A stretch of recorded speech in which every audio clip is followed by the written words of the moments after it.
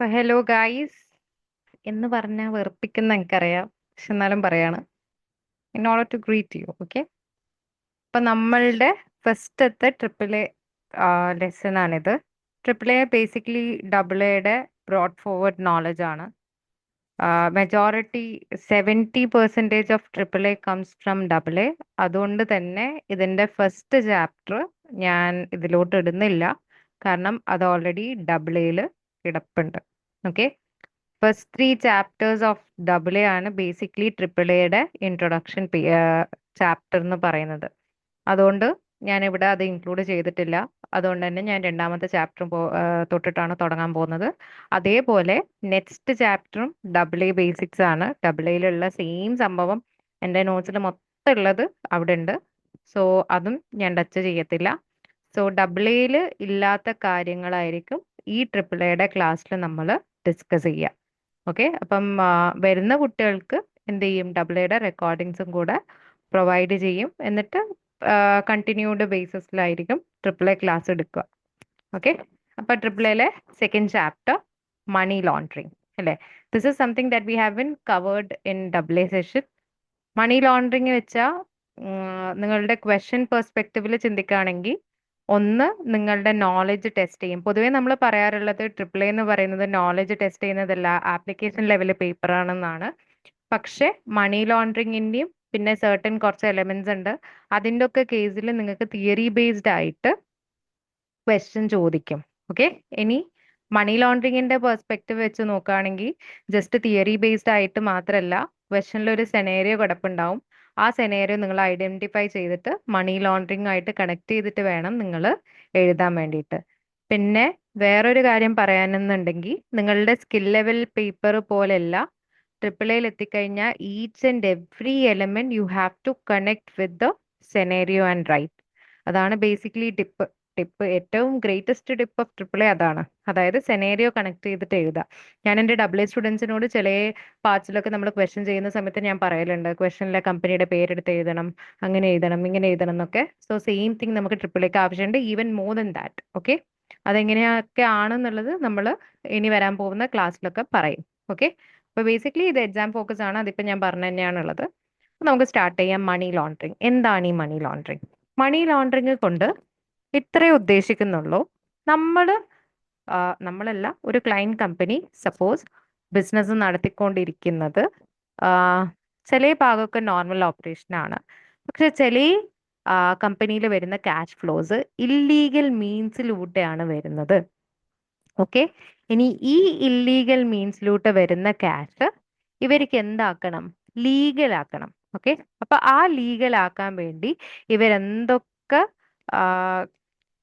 കള്ളത്തരങ്ങൾ കളിക്കോ, ബേസിക്കലി അതാണ് money laundering. Okay അല്ലേ. അപ്പൊ മണി ലോണ്ടറിങ് ചെയ്യുന്നത് ഇല്ലീഗൽ അറ്റംപ്റ്റ്സിലാണെങ്കിൽ അവരെ നമ്മൾ എന്ത് തന്നെ വിളിക്കും? ക്രിമിനൽസ് തന്നെ വിളിക്കും അല്ലേ. എന്തിനു വേണ്ടിയിട്ടാണ് ഇവർ ചെയ്യുന്നത്? പൊത്താൻ വേണ്ടിയിട്ടാണ്, മറച്ചു വെക്കാനാണ്. അതായത് ഇവർ ചിലപ്പം ഏൺ ചെയ്ത ആ ഒരു amount may be from anything that is very illegal അല്ലേ. അപ്പൊ അത് മറക്കാൻ വേണ്ടി ഇവരെന്ത് ചെയ്യും? സർട്ടൻ കാര്യങ്ങളൊക്കെ ചെയ്യും. ഓക്കെ. എന്തിനു വേണ്ടിയിട്ടാണ്? ആ പ്രൊസീഡ്സ് അവർക്ക് തന്നെ കിട്ടാൻ വേണ്ടിയിട്ടാണ്. എന്നിട്ട് എന്ത് ചെയ്യും?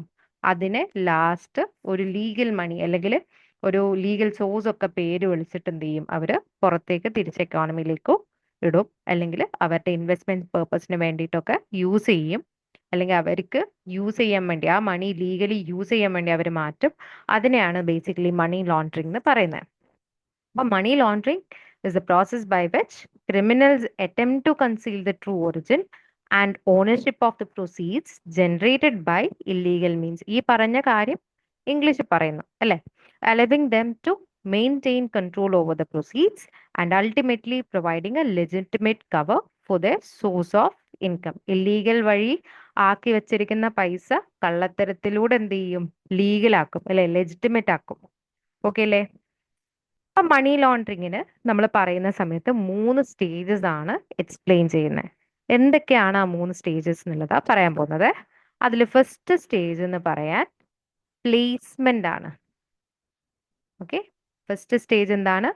പ്ലേസ്മെന്റ് ആണ്. പ്ലേസ്മെന്റ് ഇസ് ബേസിക്കലി നമ്മൾ എന്ത് ചെയ്യും? ബിസിനസ് സപ്പോസ് നമ്മളല്ലാതെ ആയിപ്പോട്ടെ, പക്ഷെ ജസ്റ്റ് ഒരു എനിക്ക് ക്ലാസ് എടുക്കേണ്ട ഒരു ഈസിന് വേണ്ടി ഞാൻ പറയുന്നതാണ്. നമ്മള് ഛേ അങ്ങനെയും പറയണ്ട, വെറുതെ എല്ലാം കൂടെ നെഗറ്റീവ് ആകണ്ട. സപ്പോസ് നമ്മളുടെ ക്ലയന്റ് കമ്പനി മണി ലോണ്ടറിങ്ങിൽ ഉണ്ടെന്ന് വിചാരിക്കാം, അങ്ങനെ തന്നെ ആവണമെന്നില്ല, ഉണ്ടെന്ന് വിചാരിക്കാം. അങ്ങനെയാണെങ്കിൽ അവർക്ക് എന്ത് ചെയ്യണം? അവരുടെ ഒപ്റ്റെയിൻ ചെയ്തിട്ടുള്ള ഫണ്ട് ഫസ്റ്റ് ഓഫ് ഓൾ ഒരു സ്ഥലത്ത് വന്ന് കൊണ്ടേക്കണം, അല്ലെ? വന്ന് അത് അവിടെ ഇടണം, ഡ്രോപ്പ് ചെയ്യണം, അല്ലെ? അപ്പൊ അവരെന്ത് ചെയ്യും? ആ ക്രിമിനൽ ആക്ടിവിറ്റിയിലൂടെ അവര് ഏൺ ചെയ്ത എമൗണ്ട് അവര് ബിസിനസിന്റെ ഫിനാൻഷ്യൽ സിസ്റ്റത്തിന്റെ ഉള്ളിലോട്ട് കൊടുക്കും. അതായത് ബാങ്കിലോ കാര്യങ്ങളിലോ ഡെപ്പോസിറ്റ് ചെയ്യും. ആസ് എ അവര് പറയുന്ന എന്താണ്, ഇതൊരു ലീഗൽ സോഴ്സ് എന്ന് പറഞ്ഞിട്ടൊക്കെ എന്ത് ചെയ്യും? അവര് ഡെപ്പോസിറ്റ് ചെയ്യും. ഓക്കെ. പിറ്റേ പിന്നത്തെ സ്റ്റേജ് വരുന്നത് ലെയറിംഗ് ആണ്. ഓക്കെ. ലെയറിംഗ് എന്ന് പറയുമ്പോൾ എന്താണ്? ഈ ഇല്ലീഗൽ ക്യാഷിനെ നമ്മൾ ഡിസ്ഗൈസ് ചെയ്യും, അല്ലെങ്കിൽ through application of various false accounting transactions and things നമ്മൾ എന്ത് ചെയ്യും? ഇതിനെ ട്രേസ് ചെയ്യാൻ പറ്റത്തക്കത്തോളം ഇതിനെ ലെയർ ചെയ്യും. ഓക്കെ. ക്ലിയർ അല്ലേ? അതായത് ഡിഫിക്കൽട്ട് ആയിരിക്കും അത് ട്രേസ് ചെയ്യാൻ വേണ്ടി. Once it is into the business, അതെന്ത് ചെയ്യും? വേറെ കുറേ കാര്യങ്ങൾക്ക് വേണ്ടി ചെലവാക്കിയിട്ട് അതിനെ നാനാഭാഗത്തേക്ക് കൊണ്ടുപോകും. ഓക്കെ, അതാണ് ലെയറിംഗ്. മൂന്നാമത് പറയുന്നത് എന്താണ്? ഇന്റഗ്രേഷൻ ആണ്. ഇന്റഗ്രേഷൻ എന്ന് പറയുമ്പോൾ എന്താണ്? ഈ ഇല്ലീഗൽ ആയിട്ട് ഒപ്റ്റെയിൻ ചെയ്ത ഫണ്ട്സ് ഒക്കെ അത്രയും നമ്മൾ ഒരു ബിസിനസിന്റെ ഉള്ളിലേക്ക് ഇട്ടു, അത് നമ്മൾ ചെലവാക്കി. അപ്പൊ ഇനി എന്ത് ചെയ്യും? അതിന് നമ്മൾ തിരിച്ച് ഇക്കോണമിയിലേക്ക് തന്നെ വീണ്ടും ഇൻവെസ്റ്റ് ചെയ്യും. പക്ഷെ ഇപ്പം ആ ഒരു ഇൻവെസ്റ്റ്മെന്റിന് സോഴ്സ് ഉണ്ട്. നമ്മൾ ഇന്ന പൈസ ഇട്ടിട്ട് നമ്മൾ ഉണ്ടാക്കിയ ബിസിനസ്സാന്നൊക്കെ പറഞ്ഞിട്ട് എന്ത് ചെയ്യും? നമ്മൾ വീണ്ടും എക്കോണമിയുടെ ഉള്ളിലേക്ക് അതിനെ കൊണ്ടുവരും. അതിനാണ് ഇന്റഗ്രേഷൻ എന്ന് പറയുന്നത്. ഇത് കുറച്ചും കൂടെ മനസ്സിലാവുക എക്സാമ്പിൾസ് വെച്ചിട്ടാണ്. അപ്പൊ അത് നമ്മൾ എന്ത് ചെയ്യും? പറയുന്നതാണ്. ഓക്കെ അല്ലേ? ഇപ്പൊ എക്സാമ്പിൾ ഇതാണ്. ഒരാൾ എന്ത് ചെയ്യുന്നിട്ടുണ്ട്? മേ ബി സപ്പോസ് ഒരു ഗാംബ്ലിംഗ് ഒക്കെ വെച്ചിട്ട് അയാൾ എന്ത് ചെയ്യുന്നുണ്ട്? ഒരുപാട് എമൗണ്ട് ഇല്ലീഗൽ മണി അയാൾ കളക്ട് ചെയ്യുന്നുണ്ട്. ഓക്കെ. ആ കളക്ട് ചെയ്യുന്ന എമൗണ്ട് അയാൾ എന്ത് ചെയ്തു? സ്മോളർ എമൗണ്ട്സ് ഒക്കെ ആയിട്ട് മാറ്റിയിട്ട് ബാങ്ക് അക്കൗണ്ടിൽ ഡെപ്പോസിറ്റ് ചെയ്തു. ഓക്കെ അല്ലേ? അതായത് അയാളുടെ കയ്യിൽ ഒരുപാട് പൈസ ഉണ്ട്. അയാൾ എന്ത് ചെയ്തു? സ്മോൾ സ്മോൾ ക്യാഷ് ആയിട്ട് കുറച്ച് കുറച്ചായിട്ട് എന്ത് ചെയ്തു? അയാള് ബാങ്കിൽ പോയിട്ട് ഡെപ്പോസിറ്റ് ചെയ്യാൻ തുടങ്ങി. അതിനെയാണ് എന്ത് പറയുന്നത്? പ്ലേസ്മെന്റ് എന്ന് പറയുന്നത്. ഓവർ ദ ടൈം അയാൾ എന്ത് ചെയ്തു? ബാങ്കിൽ പോയി ഡെപ്പോസിറ്റ് ചെയ്തു. ഇനി എന്താണ് ലെയറിംഗ്? ആ ഡെപ്പോസിറ്റ് ചെയ്ത മണി ഇയാള് പിന്നെന്ത് ചെയ്തു? എടുത്തിട്ട് വലിയ വലിയ എക്സ്പെൻസീവ് ആയിട്ടുള്ള ബ്രാൻഡിലുള്ള ഐറ്റംസ് ഒക്കെ വാങ്ങി വെച്ചു. അയാൾ ഒരു കമ്പനി നടത്തുന്നുണ്ടെങ്കിൽ, സപ്പോസ് അയാളുടെ കമ്പനി ഒരു ഇലക്ട്രോണിക് ബിസിനസ് ആണെങ്കിൽ അവിടെയുള്ള സാധനങ്ങളൊക്കെ എന്ത് ചെയ്തു? വാങ്ങിയിട്ടു അയാൾ. അപ്പൊ അതിനാണ് എന്ത് പറയുന്നത്? ലെയറിംഗ് എന്ന് പറയുന്നത്. ഓക്കെ അല്ലേ? ഇനി മൂന്നാമത് അയാൾ എന്ത് ചെയ്യുവാണ്? ഈ വാങ്ങിച്ച എമൗണ്ട് ഒക്കെ ഇയാൾ എന്ത് ചെയ്തു? സത്യത്തിൽ പറഞ്ഞാൽ ഇയാള് ആ ഒരു എമൗണ്ട് വെച്ചിട്ട് എന്ത് ചെയ്തു? കുറെ കാര്യങ്ങൾ വാങ്ങിയിട്ടു, അല്ലെ? അതാണ് ബേസിക്കലി ലെയറിങ്. ആ വാങ്ങിയിട്ട സാധനങ്ങൾ എന്ത് ചെയ്യും? അയാള് വിൽക്കും, അല്ലെ? എന്നിട്ട് ആ വിറ്റിട്ട് വീണ്ടും എന്ത് ചെയ്യും? ആ വിറ്റ എമൗണ്ട് വീണ്ടും അയാള് ബാങ്കിൽ പോയിട്ട് ഡെപ്പോസിറ്റ് ചെയ്യും. അപ്പൊ ഇത് മൊത്തത്തിൽ കൂടിക്കഴിഞ്ഞാൽ ഒരു ലെയറിങ് പോലെയായി. ഈ ഒരു ട്രാൻസാക്ഷൻ ഇനി എന്തില്ല? ഒറിജിൻ ഇല്ല. ക്ലിയർ അല്ലേ? അടുത്തത് എന്താണ്? ഇന്റഗ്രേഷൻ ആണ്. ഇനി ഈ ഒരു ഇന്റഗ്രേഷൻ എന്ന് പറയുന്നത് മറ്റേ ബാങ്കിലേക്ക് അയാൾ ആ എക്സ്പെൻസീവ് ഐറ്റംസ് ഒക്കെ വാങ്ങിയിട്ട് പിന്നീട് അത് പുറത്ത് സെല്ല് ചെയ്തു. അതിൽ നിന്ന് കിട്ടുന്ന എമൗണ്ട് എന്ത് ചെയ്യും? അയാൾ അയാളുടെ ബിസിനസ്സിലേക്ക് തിരികെ ഇടുന്നു വിചാരിക്കുക. അങ്ങനെയാണെങ്കിൽ അതിനാണ് എന്ത് പറയുന്നത്? ഇന്റഗ്രേഷൻ എന്ന് പറയുന്നത്. അപ്പൊ ഒന്നും കൂടി പറയാണ്. ഒരാള് ഗാംബ്ലിംഗ് ഒക്കെ ചെയ്ത് വലിയൊരു തോതിൽ എമൗണ്ട് ഉണ്ടാക്കി. ആ എമൗണ്ടിനെ സ്മോൾ സ്മോൾ യൂണിറ്റ്സ് ആയിട്ട് ബാങ്കിൽ ഓവർ ടൈം ഡെപ്പോസിറ്റ് ചെയ്ത അതിനെ പ്ലേസ്മെന്റ് എന്നാണ് വിളിക്കുക. അതിനുശേഷം അയാൾ എന്ത് ചെയ്തു? അയാളുടെ കുറെ എക്സ്പെൻസീവ് ആയിട്ടുള്ള ഇലക്ട്രോണിക്സും ഒരുപാട് എക്സ്പെൻസീവ് ആയിട്ടുള്ള ബ്രാൻഡിലുള്ള സാധനങ്ങളൊക്കെ വാങ്ങി. എന്നിട്ട് അയാൾ എന്ത് ചെയ്തു? അത് മറിച്ച് വിറ്റു. ഓക്കെ. മറിച്ച് വിറ്റ് കിട്ടുന്ന പൈസ എന്ത് ചെയ്തു? അയാൾ ബാങ്കിലേക്ക് വീണ്ടും തിരികെ ഇട്ടു. ഓക്കെ അല്ലേ? എന്നിട്ട് എന്ത് ചെയ്തു? അതിനെ തന്നെ ഉപയോഗിച്ചിട്ട് അയാൾ അയാളുടെ ബിസിനസ് നടത്തിക്കൊണ്ട് പോവുകയാണെങ്കിൽ അതിനാണ് ഇന്റഗ്രേഷൻ എന്ന് പറയുന്നത്. ഇനി എന്തൊക്കെ തരത്തിലുള്ള മണി ലോണ്ടറിങ് ഒഫൻസസ് ആണ്, അല്ലെങ്കിൽ എന്തൊക്കെയാണ് ക്രിമിനൽ ആക്ടിവിറ്റീസ് നോക്കാം. First one, acquiring possession or use of criminal property. Criminal property ഒക്കെ എക്വയർ ചെയ്യുക, നിങ്ങൾ ഓൺ ചെയ്യുക അല്ലെങ്കിൽ യൂസ് ചെയ്യുക. രണ്ടാമത്തത്, concealing or disguising or transferring criminal property or removing it from the country. ഇനി ഏതെങ്കിലും ഒരു ക്രിമിനൽ പ്രോപ്പർട്ടി കൺസീൽ ചെയ്യുക, അതായത് പൊത്തിവെക്കുക, ഓക്കെ, അല്ലെങ്കിൽ അതിനെ മൂടി വെക്കുക, അല്ലെങ്കിൽ അതിനെ വേറൊരു തരത്തിലേക്കായിട്ട് മാറ്റുക, ഡിസ്ഗൈസിങ് ആക്കുക, അല്ലെങ്കിൽ അതിനെന്ത് ചെയ്യുക, ട്രാൻസ്ഫർ ചെയ്യുക, അല്ലെങ്കിൽ ആ ഒരു നിൽക്കുന്ന കൺട്രിയിൽ നിന്ന് വേറൊരു കൺട്രിയിലേക്ക് ഷിഫ്റ്റ് ചെയ്യാൻ വേണ്ടി നോക്കുക. ഇതൊക്കെ എന്താണ്? മണി ലോണ്ടറിങ് ഒഫൻസ് ആണ്. അടുത്തത് എന്താണ്? Entering into or becoming involve in an arrangement which is known or is suspected to facilitate the acquisition, retention, use or control of criminal property by or on behalf of another person. ഇനി ചില സമയത്ത് ഇതൊന്നും വേണ്ട, നിങ്ങൾ just എന്ത് ചെയ്താൽ മതി, ഒരു അറേഞ്ച്മെന്റിലോട്ട് ഏർപ്പെട്ടാൽ മതി. അതായത് ട്രാൻസ്ഫർ ചെയ്യണമെന്നില്ല, അറേഞ്ച്മെന്റിലോട്ട് ഏർപ്പെട്ടാൽ മതി. ഒന്നിക്കിൽ അത് വാങ്ങിക്കാനോ, അല്ലെങ്കിൽ അത് കയ്യിൽ വെക്കാനോ, അല്ലെങ്കിൽ യൂസ് ചെയ്യാനോ, അല്ലെങ്കിൽ ക്രിമിനൽ പ്രോപ്പർട്ടി കൺട്രോൾ ചെയ്യാനോ, ഇങ്ങനെയൊക്കെ തരത്തിൽ നിങ്ങൾ അറേഞ്ച്മെന്റ്സിൽ ഏർപ്പെട്ടാലും അതെന്തായി? ക്രിമിനൽ ഒഫൻസ് ആയി, മണി ലോണ്ടറിങ് ഒഫൻസ് ആയി. അടുത്തത് എന്താണ്? Failure to report knowledge or suspicion of money laundering. ഇനി സപ്പോസ് മണി ലോണ്ടറിങ് ചെയ്ത വേറെ ആളാണ്, പക്ഷെ നിങ്ങളത് കണ്ട് അനങ്ങാതെ നിന്നു, അങ്ങനെയാണെങ്കിലും നിങ്ങൾ എന്തായി? മണി ലോണ്ടറിങ് ഒഫൻസിൽ ഏർപ്പെട്ടു. പിന്നെ ലാസ്റ്റ് വൺ എന്താണ്? ടിപ്പിംഗ് ഓഫ് ആണ്. ടിപ്പിംഗ് ഓഫ് ഇസ് ബേസിക്കലി ഒരാൾ മണി ലോണ്ടറിങ് നടത്തുന്നുണ്ട്, അയാൾക്കെതിരെ കേസൊക്കെ വരാം, അയാൾക്കെതിരെ ആക്ഷൻസ് എടുക്കാം. അപ്പൊ ഈ നമ്മൾ എന്ത് ചെയ്തു? അയാളെ പോയിട്ട് അയാളോട് നേരിട്ട് പോയിട്ടോ, അല്ലെങ്കിൽ വേറെയുള്ള രീതിയിൽ അയാൾക്ക് സസ്പീഷൻ തോന്നുന്ന രീതിയിൽ നമ്മൾ എന്ത് ചെയ്തു? അയാൾക്ക് അത് അറിയിച്ചു. അതിനാണ് എന്ത് പറയുന്നത്? ടിപ്പിംഗ് ഓഫ് എന്ന് പറയുന്നത്. ഈ ടിപ്പിംഗ് ഓഫ് അറിഞ്ഞ് ചെയ്താലും അറിയാതെ ചെയ്താലും നിങ്ങൾക്ക് ഹാനികരമാണ്. ഓക്കെ അല്ലേ? ഇനി എന്താണ് ടിപ്പിംഗ് ഓഫ് നോക്കാം.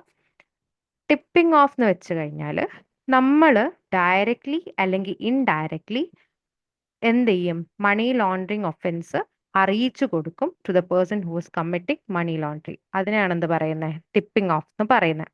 ഓക്കെ അല്ലേ? എക്സാമ്പിൾ ആണെങ്കിൽ നമ്മളൊരു ക്ലയന്റിനോട് പറഞ്ഞു, ഓക്കെ, സപ്പോസ് ഒരു ക്ലയന്റിന്റെ ട്രാൻസാക്ഷൻസ് ഒക്കെ നിങ്ങൾക്ക് ഭയങ്കര സസ്പീഷ്യസ് ആണ്. Okay, so instead of generally inquiring about it to the staff, നിങ്ങൾ എന്ത് ചെയ്തു? ക്ലയന്റിനോട് ഡയറക്ട്ലി പോയിട്ട് പറഞ്ഞു, നിങ്ങളുടെ എന്താണ്, നിങ്ങളുടെ ഇതൊക്കെ സസ്പീഷ്യൻസ് ആയി കാരണം എനിക്ക് തോന്നുന്നുണ്ട്, എല്ലാവർക്കും ഡൗട്ട് അടിക്കുന്നുണ്ട്, അതുകൊണ്ട് പോലീസൊക്കെ നിങ്ങളെ ഇൻവെസ്റ്റ് ചെയ്യാൻ വരുവാണെന്നൊക്കെ പോയിട്ട് പറഞ്ഞു. അപ്പൊ അതെന്തായി? ടിപ്പിംഗ് ഓഫ് ആയി. ആ ടിപ്പിംഗ് ഓഫ് എന്താണ്? ഒരു ക്രിമിനൽ ഒഫൻസ് ആണ്. ഓക്കെ അല്ലേ? ഇനിയിപ്പം ഇതിനെ ടിപ്പിംഗ് ഓഫ് അല്ലാതെ ആക്കാം. എങ്ങനെ? നിങ്ങൾ നിങ്ങളുടെ ജോബ്, അതായത് ഓഡിറ്റിംഗ് ജോബ് ചെയ്യുന്ന രീതിയിൽ ഒരുപാട് ട്രാൻസാക്ഷൻസ് ഒക്കെ കണ്ടിട്ട് നിങ്ങൾ നോർമലി ചോദിക്കുവാണ്, ഇതെന്താണ്, ഇതെങ്ങനെയാണ് ഇങ്ങനെ വന്നത് എന്നൊക്കെ ചോദിക്കുവാണെങ്കിൽ അത് ടിപ്പിംഗ് ഓഫ് അല്ല. ഓക്കെ അല്ലേ? നിങ്ങൾ പക്ഷേ മണി ലോണ്ടറിങ് ഉണ്ട് എന്നുള്ളത് സംശയമാണ്, ഇത് ഇതിലേക്ക് പോകുന്നുണ്ടോ എന്നൊക്കെ ഉണ്ട്, അങ്ങനെയൊക്കെയുള്ള രീതിയിലാണ് നിങ്ങൾ നിങ്ങളെ ക്ലയന്റിനോട് സംസാരിക്കുന്നെങ്കിൽ അത് ടിപ്പിംഗ് ഓഫ് ആയി. ഓക്കെ, അപ്പൊ എക്സാമ്പിൾ വേറെയും പറയാം.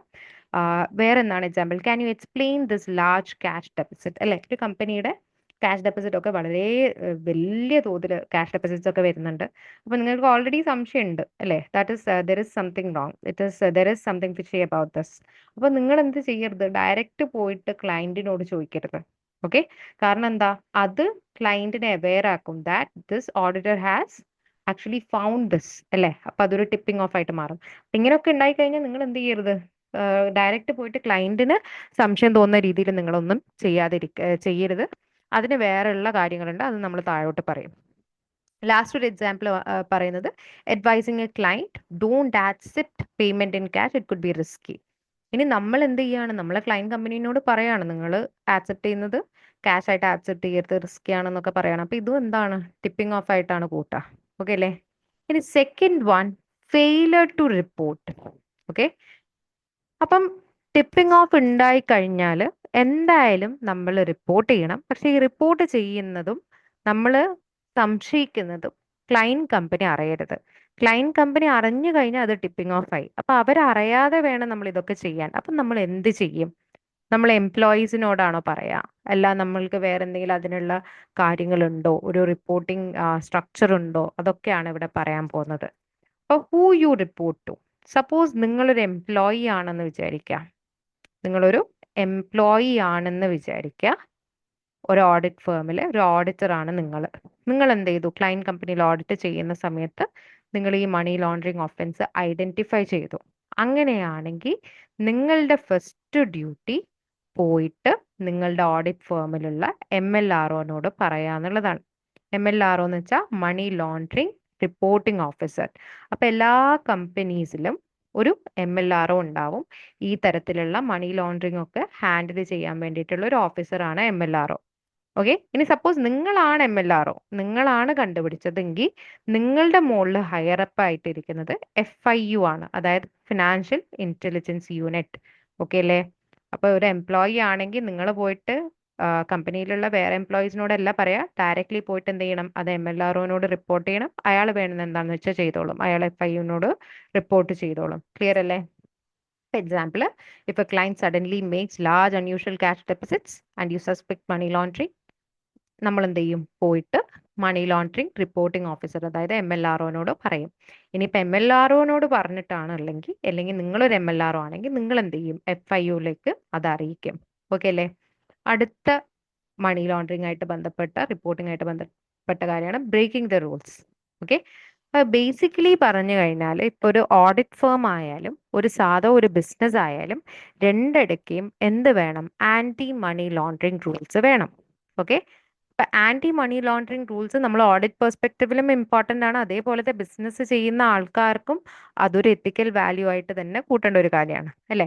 അപ്പൊ നമ്മൾ രണ്ടാളും നെഗ്ലിജിബിൾ ആണെങ്കിൽ അവിടെ ഫൈൻസും പെനാൽറ്റീസും ക്രിമിനൽ ചാർജസും ക്രിമിനൽ ഒഫൻസസ് ഒക്കെ ഉണ്ടാവും. ക്ലിയർ അല്ലേ? അപ്പം ഇതില് നമ്മൾ ആരൊക്കെ ഇൻക്ലൂഡഡ് ആയി, മാനേജേഴ്സ് ഇൻക്ലൂഡഡ് ആയി, അതേപോലെ തന്നെ സീനിയർ സ്റ്റാഫും ഇൻക്ലൂഡഡ് ആയി. അപ്പൊ as an audit firm we must ensure that we have a system in place in order to detect and take actions against money laundering offenses. Clear alle? Example, a senior manager who doesn't provide proper training or ignores red flags could also be punished. ഇനിയിപ്പം suppose നമ്മൾ audit ചെയ്യുന്ന ഒരു audit സീനിയറിന് ഇതൊക്കെ മനസ്സിലാവുന്നുണ്ട്, ഒരുപാട് red flags ഒക്കെ കാണുന്നുണ്ട്, എന്നിട്ട് ഇയാൾ എന്ത് ചെയ്തു, ഒന്ന് കണ്ണടച്ചു. ഇയാൾ വിചാരിച്ചു മതി പോട്ടെ സാരില്ല എന്ന് വിചാരിച്ചു. അപ്പൊ അത് പിന്നീട് പുറത്ത് വന്നിട്ടുണ്ടെങ്കിൽ നിങ്ങളെയാണ് ബാധിക്കുക. അപ്പം always and always money laundering offences detect ചെയ്യാനും അതിന്റെ റിസ്ക് ഒക്കെ നമുക്ക് മുൻകൂട്ടി കണ്ടുപിടിക്കാനൊക്കെ പറ്റണം. ഓക്കെ അല്ലേ? ഇതൊരു ജസ്റ്റ് ഒരു ട്രയലാണ്. ഇന്നത്തെ ക്ലാസ് ഇത്രയേ ഉള്ളൂ. നാളെ നമ്മൾ എന്ത് ചെയ്യും, ഫുള്ളും ഡീറ്റെയിൽ ആയിട്ട് ഇൻഡെപ്ത് ആയിട്ട് പോകും. Okay, thank you guys.